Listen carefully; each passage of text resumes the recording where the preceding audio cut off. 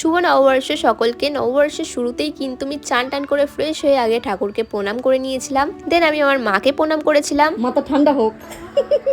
তারপর আমার বাড়ির সকলকে প্রণাম করেছিলাম। এটা হলো আমার দিদা আর এটা হলো আমার ঠাকুমা। বড়দের থেকে আশীর্বাদ নিয়ে আজকের দিনটা আমি শুরু করলাম। তারপর আমি পমিকে একটু ভালো করে চটকে চলে গেছিলাম সাথীর সাথে। আর রাস্তায় বেরিয়েই আমার একটা কিউট সাবস্ক্রাইবারের সাথে দেখা হয়ে গেছিল। তার সাথে কিছুক্ষণ কথা বলে আমরা চলে গেছিলাম আভনি মলে। আর এখানে এসে ভিড় দেখে আমি তো পুরো শকড হয়ে গেছিলাম, কি পরিমাণে ভিড় দেখো মলের ভেতরে। আসলে মলে গেছিলাম আমরা একটা শ্যাম্পু কিনতে, আর এই জামা 30 টাকার কানের বারবার রাস্তায় খুলে পড়ে যাচ্ছে। সিরিয়াসলি এত খারাপ এক্সপেরিয়েন্স আমি এর আগে কখনো ফেস করিনি। এই দেখো বাচ্চাগুলো কি সুন্দর লাফালাফি করছে, আমারও চড়তে ইচ্ছা করছে, কিন্তু আমার তো বয়স নেই। আর শ্যাম্পু কিনে আমাদের আর কোনো কাজ ছিল না, তাই বাড়ি চলে এসেছিলাম। আর বাড়ি এসেই দেখি আমার দুটো পার্সেল এসছে, সেগুলো আমি আমার নতুন সুটকেসের মধ্যে ঢুকিয়ে ভালো করে গুছিয়ে নিলাম, কারণ গাইস আমরা কিন্তু ঘুরতে যেতে চলেছি।